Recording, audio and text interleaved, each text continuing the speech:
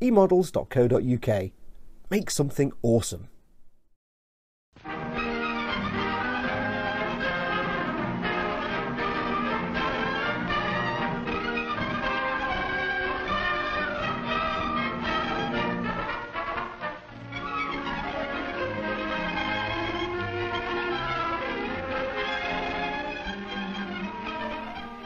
Hey everyone, it's Foxx from Model Making Guru here. Hello and welcome to another little how-to video. This one is another weathering video. Now, if you know me, you know I like my weathering like nobody's business. I love weathering, it's what I'm all about. And if you're making a model kit and it's going to sit on your shelf in a cabinet or something like that, and it's just going to look pretty and be a shelf queen, you can do whatever weathering technique you like, or whichever tickles your fancy, you can apply that as much or as little as you want. However, the point of this video is that some models are tabletop models like this. This is my Taurox Prime. It's a Warhammer kit. The other tabletop games are available. When you're making a model, you're either going to make it something like this. You're either going to make it to put on your shelf and look pretty, in which case you can do whatever weathering you want, or perhaps it's something you're actually going to play on the tabletop. Now, if that's the case, not every kind of weathering that's available to you, because some weathering techniques are just not durable enough. They won't survive you handling the model on the tabletop, it being moved around and dragged about the table, having dice pinging off it and other people picking up your model and looking at it, which drives me nuts. Or, you know, being put in and out of the travelling case.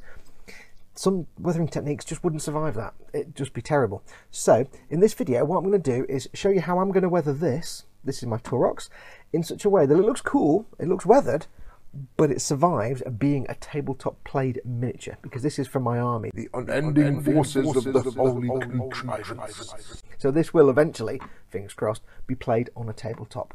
So I'll get everything ready and we'll show you some tips and techniques that will give you a good weathering finish, but it'll actually survive being played. Okay, the first thing we're going to do is some paint chipping. Now, this isn't a specific unique technique for playable tabletop miniatures. This is a general weathering technique, but it's durable, it'll survive handling. Now, if you've seen any of my other videos, you know that paint chipping is completely subjective. You can do as little or as much as you like, depending on what story you want to tell with the vehicle and the weathering. This is for my Tempesta Scions, and my thinking is that the vehicles for the bog standard Imperial Guard will be battered and rusted and cheap and horrible and, you know, not particularly well looked after. Tempesta Scions are the best of the best. They'll look after their vehicles. This won't be too rusty and horrible. It'll have chipping and dirt because it's in combat, but it won't be knackered completely. So we're going to do some chipping. Now, there are very different ways of doing chipping. I'm going to show you a quick and easy method now. I'm using a couple of colours, and we're going to start with the lightest colour. So what I've done is, this was basically painted Skaven Blight Dinge with some highlights in slightly lighter shades. First thing I'm going to do is start with a colour that's lighter than the base colour I want to chip. So we're chipping this grey, dark grey area. I want to use a colour that's lighter than that. And for that, I'm going to use, what am I using? Dawnstone. Spin it round, get there in the end. Dawnstone, which is a lot lighter, as you can see. It's much lighter, but it'll make sense when we've done it. So I've got some Dawnstone on my wet palette. You don't want this straight from the pot, you don't want it too thick. So get a little bit of water on your brush. And just make sure it's got some water in the paint. You don't want it to be too thin, but you don't want it to be like a wash, obviously. But you don't want it like super neat, and you want a very fine brush. I'm using an Artificer brush, and what you're going to do is paint on some chips. Now, bear in mind, a paint chip is very rarely bigger than a human hand, unless it's, you know, lumped together with other paint chips. So keep them small. Try and keep them to areas where there would naturally be scuffing and scraping. So corners, edges, stuff where equipment moves over a surface, bits move together, hinges, things like that. So I'm just going to start, and I'm just going to very lightly start chipping some edges, very small, and I'm just going to do little tiny dots where I think it makes sense. I'm not going to go all the way into the middle of the panel necessarily, because paint chipping happens because the paint is scraped off, and that happens more often than not in corners, on edges, where there is what we call high traffic areas. So for example, around a hatch, then where the person gets out of the hatch, you might find there's a lot of chipping around those edges, because there's the constant scuff and scrape of boots and hands and equipment on that paintwork. Best thing is, if you've got a little bit of shakes in your hand, don't try and fight them. You want the brush to skitter across the surface and make little tiny dots. Try and stick to edges. You can have scratches, of course. See if I can find an open area. like on this bit here, an open flat area. Let's say you want a scratch of paint to come across here. Dead simple. All you do is start off with a chip and then just either do little dots that all join up but keep them in a straight line, or if you've got a very fine brush, you can just very gently and very lightly paint a scratch like that. But what I tend to do is paint the scratch and end it with little chips, because typically when you get a scratch it's something that's dinged off the surface. So let's have a think. If we paint something here, you might have, let's say, a chip in the middle of nowhere because something's chipped. You'll have little chips around it. I know this probably isn't coming out on camera. Little chips around it, but then you might have had something that dragged, so you paint that as a scratch, and the scratch will get bigger and bigger as it gets towards the main chip. So I apologise if none of that came out on camera. It is hard to film chipping. So what you need to do is just go around, add chips where you want them. Like I say, I'm not going to do massive amounts on this model. I'm just going to do it around the edges of some panels. It just gives it some variation.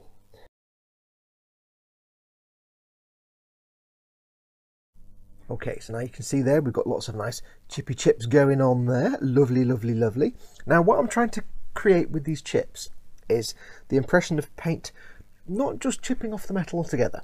And this is how paint chips work. You want to suggest two things. One, the paint comes off and exposes whatever's underneath. And also, the paint comes off, but where it flakes away, the surface of the paint might be gone and it exposes the paint that's underneath, which is a slightly lighter colour because it's fresher and cleaner and not been exposed to the elements and weathering.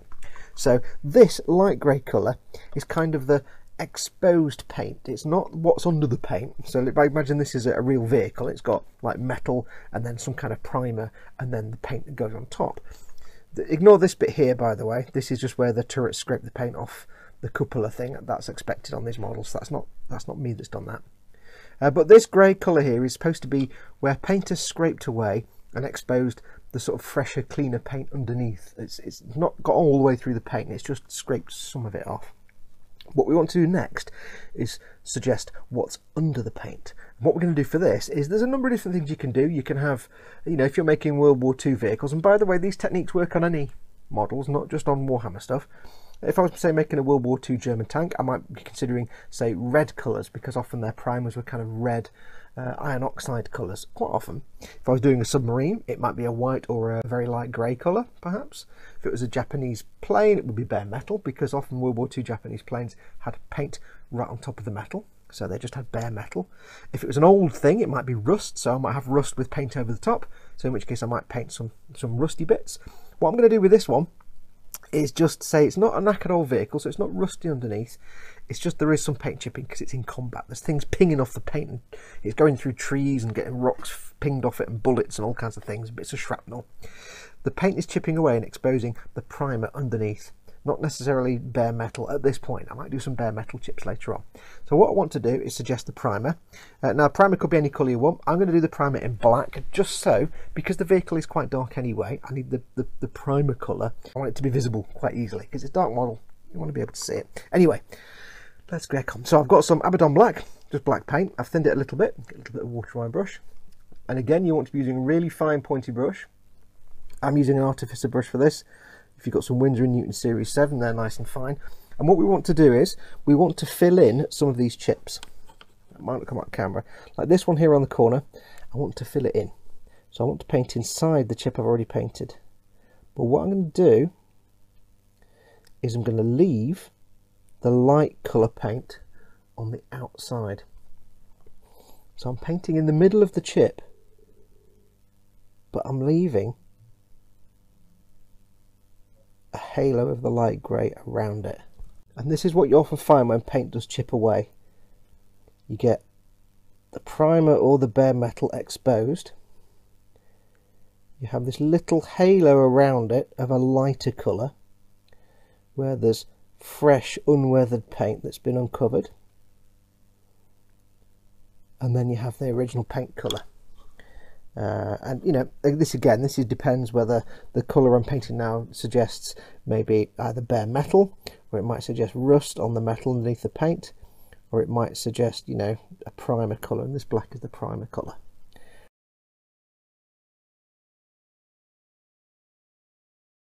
Okay, so that's that chipping done. As you can see, hopefully it's only subtle, it's not anything too intense. I didn't want to go crazy with it. Like I said, these vehicles are supposed to be a bit battered and worn, but not like, you know, not like an old Russian tank that's just on its last legs.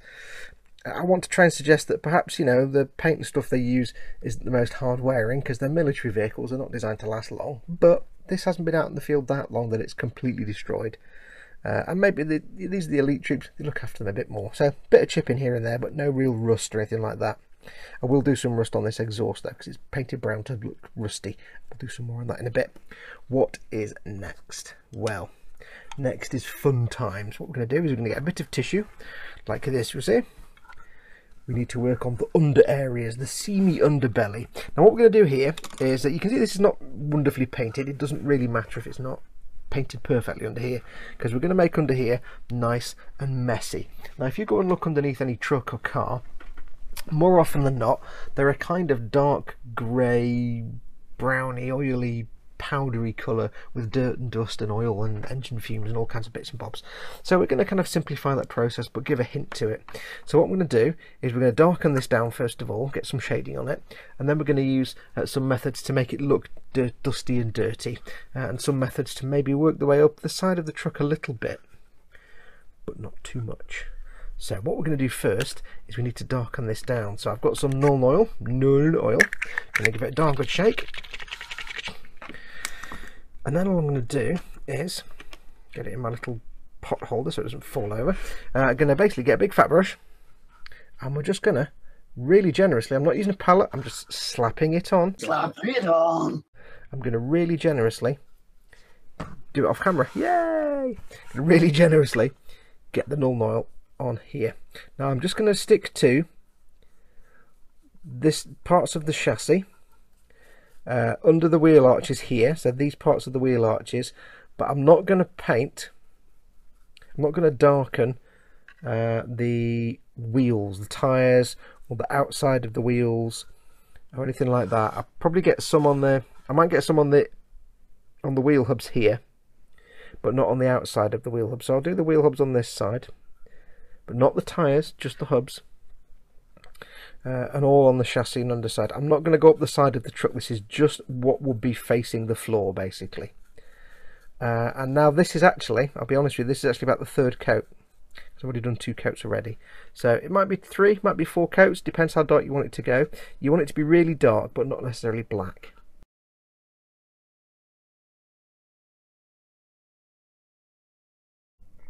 Okay, so that's come out quite nicely. It was 4 coats of Nuln oil in the end to get it like this. So there you go. If you want to do this yourself, it might take 2 or 3 coats, maybe 4 like me. Right, so what is next? That's all nice and dark. You'll see we've got some paper down. There's a very good reason for that. Not because I want you to read about the local Metrolink. No. We're going to be using weathering powders. Yes! This is absolute super fun times. This is, you can't mess this up type time. Apart from making a mess and getting powders all over your mum's favourite kitchen table, which you don't want to do, you can't go wrong with these. Now you can get powders from Forge World. You can either order them online on the Forge World website, or you can go to your local Warhammer store and ask them to order them in for you, get them delivered to the store. Or you can use what I'm using, which is the Ammo by MIG pigments. I've got a selection here. There's also other brands like AK Interactive do their own pigments as well. They're just basically powder, coloured powder. It's paint without any liquid basically, but they are fantastic and you can use them in a million different ways. If you want to pick some of these up, there are some links in the video description below this video. There's a link to my Amazon affiliate store where you can pick up all kinds of useful bits, so do go and check it out. But there are also links to these pigments as well, so go and check these out. If you do order from the link below under this video, I make a little tiny few, I make a few cents on that, so I make a little tiny bit of income. You're helping out this channel. So if you want to go and pick some up, use the link below, help me out. This glove is making, it's not doing it now, it's making little farty noises. It's quite disturbing. There you go. Anyway, let us crack on. So what do we need? We need the model, we need the pigments of whatever choice you want to use. Now you do get other pigments. There are things like the Tamiya Weathering Pastels, which are also technically pigments, but they're like little makeup blocks, different kind of thing. These are actual powders, they're just powders. Now, I've got three. I've got light rust, I've got track rust. Now we might not use either of those, but we won't use them for this, but we might use them for something later on. I'll put them to one side. And I've also got dark earth. This is my favourite thing in the world, because this actually just looks like soil. It just looks like soil. Now the only downside with this pigment is you put it on and it looks exactly how you want it to be, but you've not finished the process, so it never looks like that. One other thing you need is with pigments, you can fix them in place using pigment fixers. However, I want to make these into a kind of slight wash, not just putting the pigment on. So I'm going to use some oil paint thinners. These are just bog standard De La Rowney oil mediums. They're just oil paint thinner. Any kind of low odour thinner will do. You can use Tamiya X20A if you want, but like, you know, acrylic paint thinners, but that'll just chew up your paint. It'll just eat the paint alive because you're putting up acrylic thinners on acrylic paints. So oil paint or enamel thinners, they're all the same thing. I'm going to put these into a little cup here. This is just a little holder so I don't spill it, because otherwise I'll just spill it. And all we're going to do is we've got two scruffy brushes that I have just for this particular porpoise. Scruffy brush 1, scruffy brush 2. And what we're going to do, the first thing we're going to do, and this is why you need the paper down, is we're going to get the pigments and we're going to focus them on the underside. Now what I'm going to do is, the first thing I'll do is get a load of pigment on the brush and then tap a lot of it off. Because I'm not looking at building up a big thick crusty layer of pigment here that I'm going to fix in place with the fixer. What I'm going to do is get the pigment on there and then kind of wash it into the surface with the thinners. So what I'm really going to do is just get this and put it everywhere.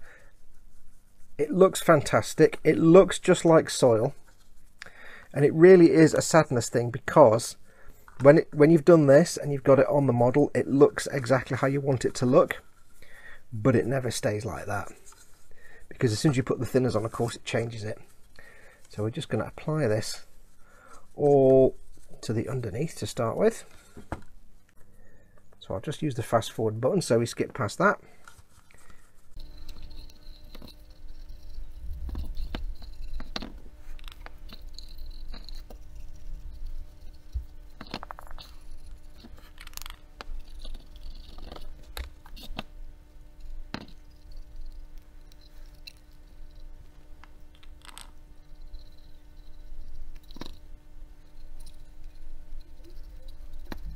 Now what I'm going to do here, you'll notice I'm kind of going up the side of the vehicle a little bit, not a massive amount, just a little bit, because I want to work in some powder and get some earthy effects just above the wheel line.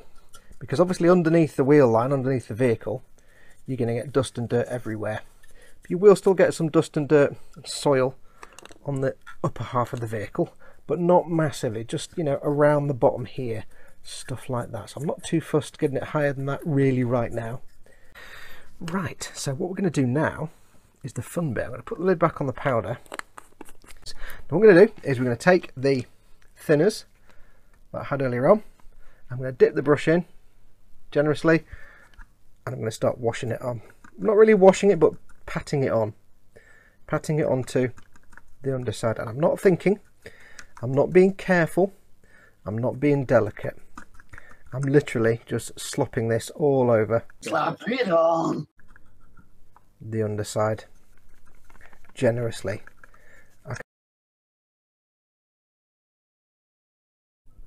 So yeah, we're just going around.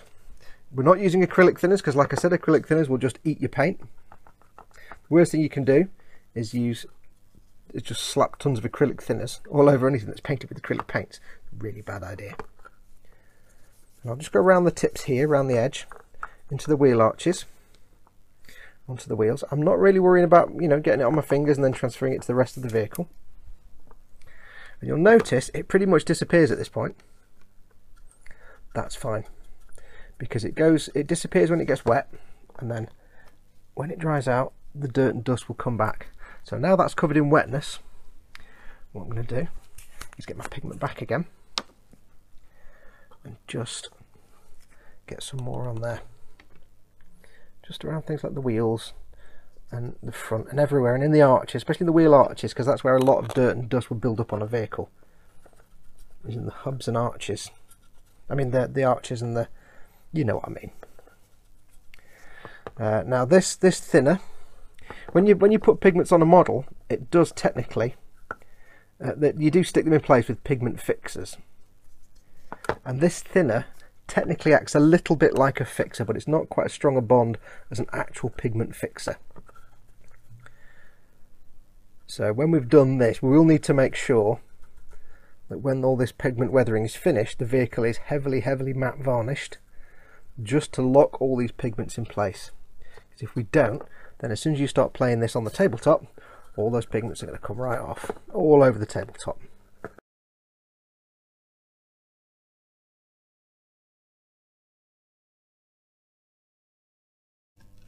Okay, so while the earth is drying, it's time for another little step. Now, apologies for the lighting on this, because this vehicle is quite dark, it's getting hard to light it now in such a way that everything looks okay, so all the whites are a bit blown out, but never mind. What's next? Well, we need to do something with these exhaust pipes. It's the only real place I want to put any rust on this.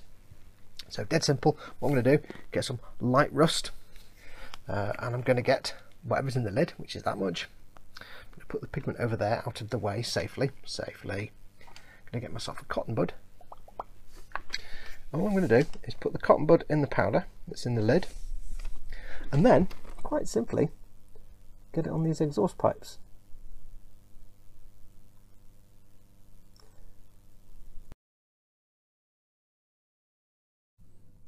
Okay, now we get to have the real messy fun times. As you can see now, the earth effect has come on quite nicely.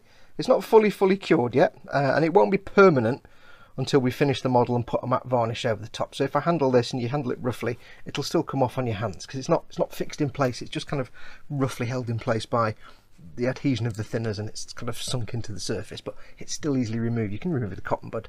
So we need to handle it carefully for the moment. Now what's next? Next we've got this dry earth effect. We want to do the muddy earth effect. For this we're going to use splashes, wet ground, AMIG 1755, and we're going to use at airbrush, but don't panic, you don't need any skills for this, it's just at airbrush with air coming out, and some brushes. What we've got, I've got some of that wet earth, I've mixed it in with a little of the oil paint thinners. It's an enamel product, so I can mix it with the oil paint thinners, they're all compatible. And the first thing we need to do is a bit of this. We need to get some on the brush, like this. Dippity, get a load on the brush, get it quite heavily loaded, and then we just do this. Just air. Just completely air, not putting any paint through the airbrush. And we don't need to worry about getting big blobs of it on anywhere, because we're going to try and build this up. This is proper fun times. We're going to try and build this up slowly into splatter patterns. So big blobs of it, that's fine. We can move those around. Oops. And if it goes anywhere we don't want it to, later on, it's going to be a pain now, if it goes anywhere we don't want it to, we can just clean it off with a cotton bud damped in the enamel thinners or the oil paint thinners, because again it's just enamel paint, it's easily removed. Oops, hello. Stay. You stay there. There's nothing behind, there's a bit of tissue behind it, but the tissue keeps blowing away. Struggle. So this is what I need to do, and what I'll do as well is, once I've done a lot underneath here, because this will dry a little bit matter, but it'll be patchy, that's what we want. We don't want a nice uniform mud colour. I'll make sure I do it on the outside of the wheels as well, and like at the bottom of the hull, you know, just in places, just here and there. So you've got some splats going up the side of the truck as well, just to give it some variation. Make sure to put a lot of paper down when you do this. So I'll go and get all this done, then we'll see how we come out. This is great fun.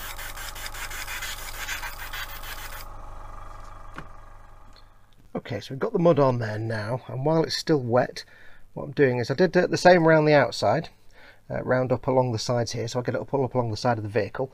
And what I'm doing is I'm taking a cotton bud, and I'm just damping it in thinners, and just dabbing it where I don't want there to be either any or that much mud, where it's gone a bit too thick, say halfway up the, up towards the top of the vehicle where I don't want it. So I'm just trying to fade it back a bit. So hopefully when this dries out, because I had a load of it say on here, and I had to on the fender here, and I had to get a brush and get loads of thinner and then just brush it off because it was basically brown. Mud, complete mud. I didn't want that. So what I'm hoping is when this dries, it will kind of fade, because I've put loads of thinner on there now as well to kind of wash it away. I need to put a bit more down here because it's not on the back there. I'm hoping it will kind of fade dirt and mud. So it looks like it's been through mud and dirt and dust, and it's in a muddy battlefield. So it's covered in mud and grime and gunk, but it's not completely made of mud. So anyway, I'll go and keep tweaking and futzing. But that's the beauty of these enamel things, enamel and oil products. When you get them on there, don't panic if, like this bit here where there's far too much. No problem. Bit of cotton bud, bit of thinners. There you go. You basically turn it from a load of excess paint into a wash. Enamels, if I just spray enamel paint on here, it'll take 24 hours to fully cure. While it's not fully cured, you can use the oil paint thinners or the enamel thinners just to wash stuff away. So I'll go and get this finished and we'll see what happens next. Back in a moment. Okay, so when you last saw this I was still futzing with it. Now it is all done. It's dried and it's been matte varnished and we're ready for the next step. And you can see it's looking very mucky and filthy and dirty and filthy and dirty and filthy, mucky, dirty. Dirty, filthy bottom there. Look at that. Filthy back end. Yes, lovely. Yeah, I love my weathering. So yes, I get a bit carried away. Now, I need to explain some things to you as to why it's actually been 3 days since I did that. And now I'm filming this bit. But it's been 3 days for a very good reason. Not because I went out and got drunk and forgot 2 days or for any other reason than I had to let certain things happen. Up until this point, we have used nothing but acrylic paints to paint this model. Then we put the powders on. And when you put the powders on, if you're just putting powders on, you can quite happily put the powders on, use your whatever you want to fix them, like thinners or fixing solutions or anything like that, and give it a few hours for it to fully dry out, and then you can go ahead and matte varnish it to lock the pigments in. If you just use pigment fixers or thinners and put pigments on and then go and play this on the tabletop the next day, all the pigments will fall off because they're not that durable. They're still easily rubbed off. So a good matte varnish locks everything in. However, we also used that mud. Now the mud that we used is an enamel weathering product. All the ammo weathering products are pretty much enamel paint. Same for the AK stuff, they're all enamel based. And if you don't know, because I always assume maybe you're a beginner, enamels and acrylics are not compatible. You can paint enamels onto acrylics as long as the acrylics are cured and the acrylics will be untouched. The enamels won't react at all to the acrylics. But you cannot paint acrylics on top of enamels because there's a risk that the enamels will not be fully cured. And what does that mean? Well, acrylics can cure and fully cure within, a half an hour, and over 24 hours they'll complete curing. 24 hours later, your acrylic paints are fine. You can do whatever you want on top of them. Enamel paints, they may be dry to the touch, but they're still curing chemically underneath, and it can take anywhere from 24 hours to a week, depending on how thick you put them on. So what I did was, when I'd done the enamel mud, I gave it 24 hours, then I came back in with the cotton bud, and I just gently ran it around the outside of the tyres, or maybe in some of the places under here where it was a bit thick. And if I got any paint coming off on the cotton bud, I knew the paints weren't fully cured. They were dry to the touch, but they were still sticky and gooey inside. So I kept coming back every now and then and just gently rubbing an area to see if any of the enamel mud came off. And as soon as I was getting nothing transferring onto the cotton bud, I knew that the enamel paints had fully cured and I could go ahead with the next step, which is matte varnishing with an acrylic matte varnish. If you spray an acrylic matte varnish over an uncured enamel paint, all what happens is the paint, which is still curing, will expand and contract and move about. Your matte varnish will crack like a dehydrated lake bed, or like it's called alligatoring. It's where one layer of paint is dry and underneath is a layer of paint that's not dry, and it expands and contracts and makes the paint on top crack and break. So always make sure, if you've used enamel paints or oil paints thickly, that you make sure they're fully cured before you put any acrylic varnish on the top. Now if we've just done, say, a very thin wash of enamels, or done some enamel dry brushing, or done some streaking with enamels, 24 hours would have been enough. But because we really stodged that paint on, the wet mud paint, I had to leave it and keep checking it. In the end, it took about 2.5 days for it to be fully cured, safe enough for me to go and put on the matte varnish. And the big thick matte varnish also locked in all the pigments as best I could. Once all that had dried and the matte varnish had 24 hours, I got myself a stiff brush and I just ran the stiff brush underneath, and any loose powder that was still left came off, and now anything that's on there is pretty much locked in place, as long as I'm careful I don't start, you know, rubbing it with thick brushes and things. I'm not getting anything coming off on my hands, so that's safe to play on the tabletop. Now you just have to take these precautions. If you're going to play it on the tabletop but you want to use powders, you need to make sure it's all locked in. One other handy tip: if you do get, I put paper down, but I still got some powder on my desktop. If you do that, you might notice here the grid pattern on my cutting mat has gone. Yeah, if you use oil paint thinners on your cutting mat, it will take off your grid pattern. Yeah, instantly. I mean, literally instantly. It goes gone. So if you do get powders down, don't use oil paint thinners. Use airbrush cleaning solution or other thinners just to get the powder off your cutting mat. But ideally, put down a lot of paper so you don't get into that situation. Anyway, that's that now done. So it looks nice and dirty and mucky, and the whole thing has been matte varnished. We could leave it there. However, what I want to do, because I've matte varnished it, if you notice all these metallics like the exhausts here and the metallic bits on the weapons and the bull bars on the front, they're all kind of dull now.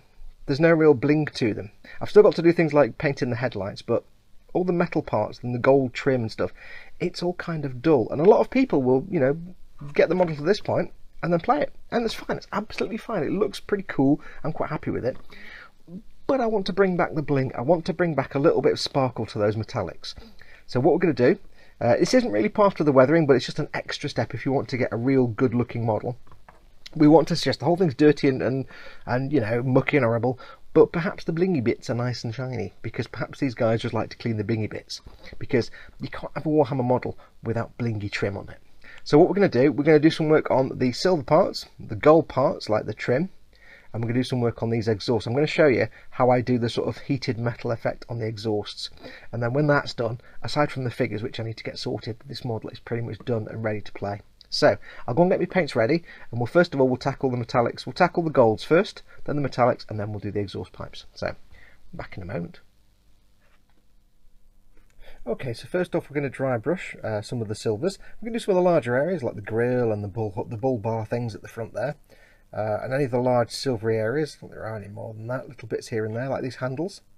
And all we're going to do for this is a bit of dry brushing. So we're going to be dry brushing lead belcher, just to lighten these up a little bit first of all. It's the first step. If you've not seen me do dry brushing before, it's dead easy. You need the paint, a piece of tissue, and a dry brush. This is an old Dale Rowney graduate brush. It's so old that all this part of the brush is rock arbor paint, and the end is the floppy bit. And I find these perfect for dry brushing when they're like that. So we're going to get some lead belcher on the brush, not a lot, just a little bit, just a touch, don't need a lot. Then we're going to get most of the paint off on this piece of tissue. You really want not much at all, because we're not looking at repainting these metal parts, we're looking at just brightening them up, and it couldn't be easier. All you do is you get your dry brush and very gently, because there's almost no paint on here now, just start moving it across where you want to touch in.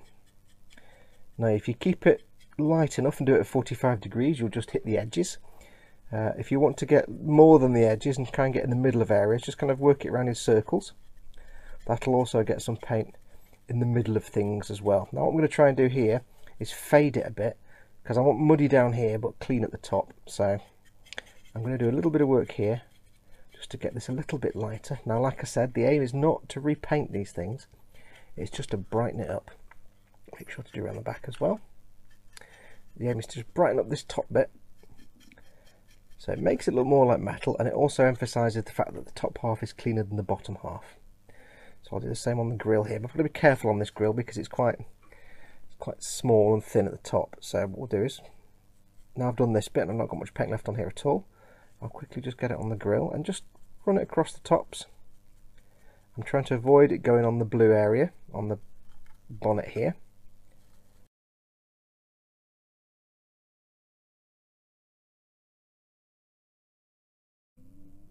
Okay, so that's the dry brushing done. I've done things like the little grab handles and the grill, and it's only a subtle effect. It's just to bring back a little bit of bling to the metallics. I've also done inside there just to suggest that the zinc chromate plating is worn away where people are walking around and edges and things like that. Next step is a little bit more with the lead belcher, but this time I'm just going to use a regular brush.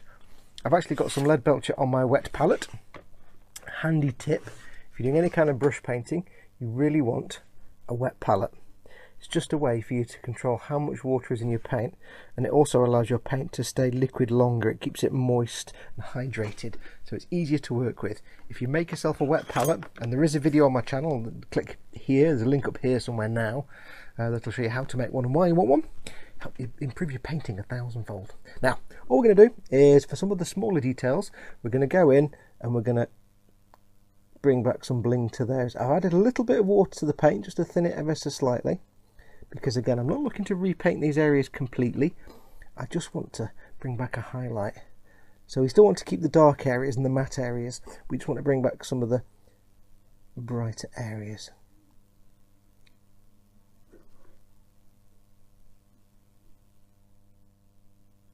Okay, so that's those bits painted. You can see there these buckles and the silver bits on these rifles here. I've not painted the whole thing completely. I've just gone kind of in the middles and hit the edges and things like that, just to make a little bit of sparkle, because they were just matte grey. Same on this little thing here.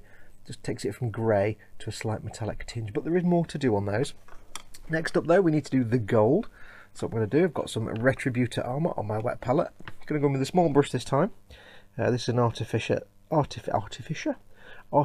brush, and all we're going to do on this is do exactly the same as we've just done on the silver on the gold. So we want to keep all the darkness in the recesses and around sort of edges, but we're just really picking out the middles of things just to get the shine back.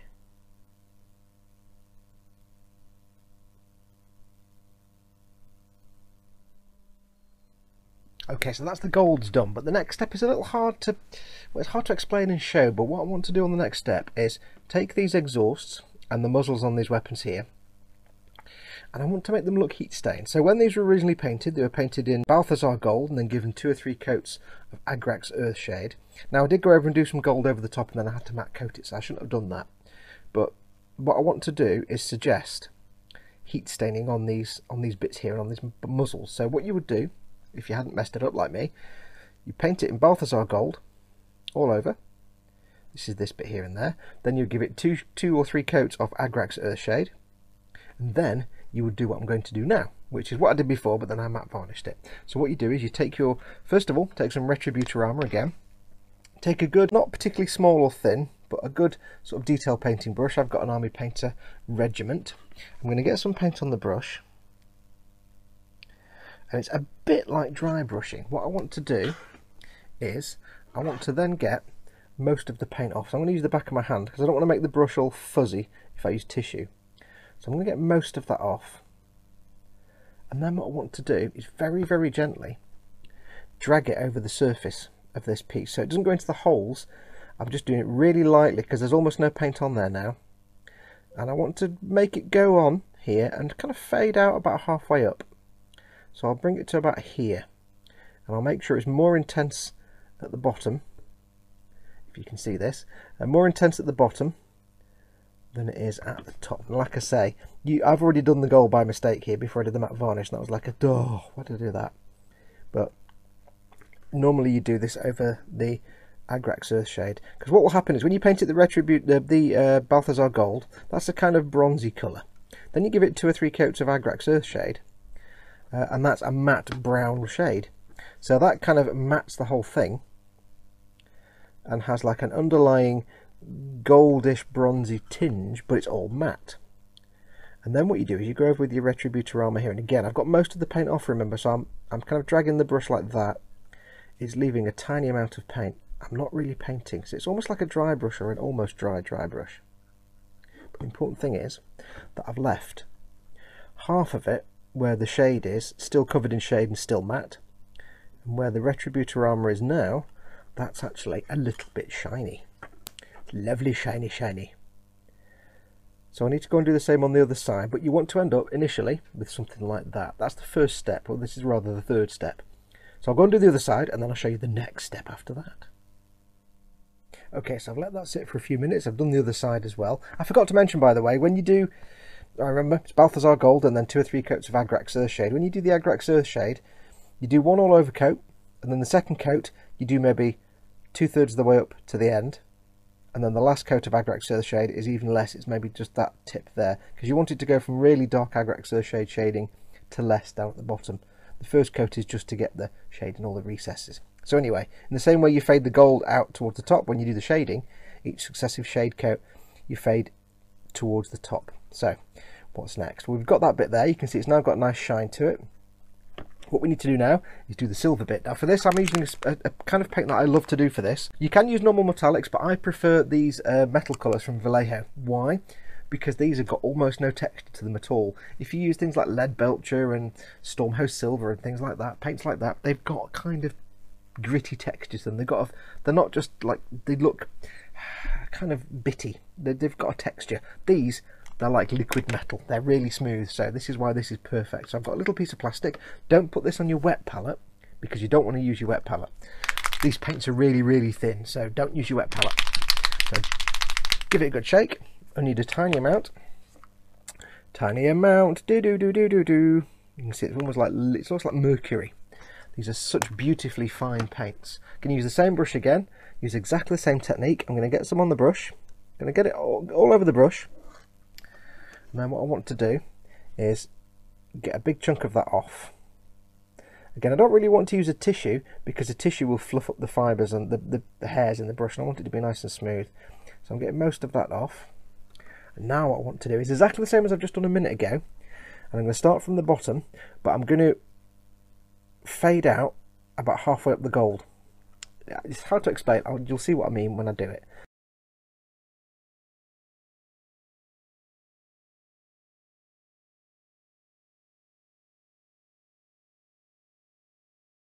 So I'm going to very, very lightly do this. Well, that was almost words. Very, very lightly apply this. Maybe you can see there in the colours, it's just starting to show through. And I'm going to stop about there in terms of colouring the whole thing, because this is something I want at the bottom. The idea is I want to suggest that there's heat staining towards the exhaust end, but less heat staining towards this end that I'm painting at now. Because I'm doing it this way, I'm not painting it on like a paint. I'm almost sort of dry brushing it, but with not a dry brush. It gives a beautifully smooth finish. Now that's there. All I need to do now is do the same a bit further up, but so lightly that all I'm really doing is catching the edges of these little holes. Now I know I'm filling in the holes here, but we'll fix that later. That's not a problem. So up here what I want to do is really just catch the little holes.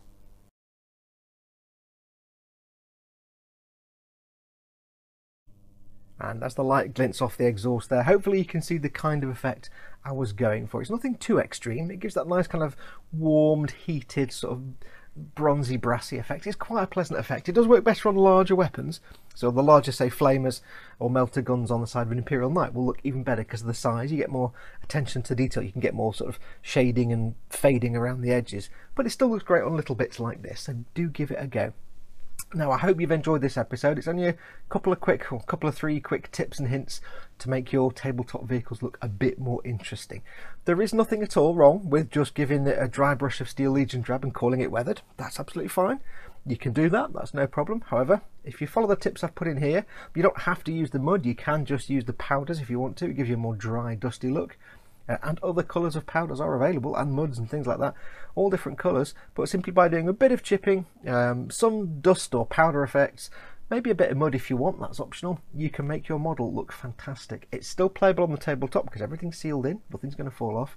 It looks more realistic and it'll look much better than everybody else's because they'll just dry brush theirs with Steel Legion Drab, or if you're lucky, they'll be really terrible and they'll have just given it a black dry brush, which some people do, and it looks like ass. So there you go, some quick and simple techniques just to make your model look fantastic. I hope this has been useful. I will do more.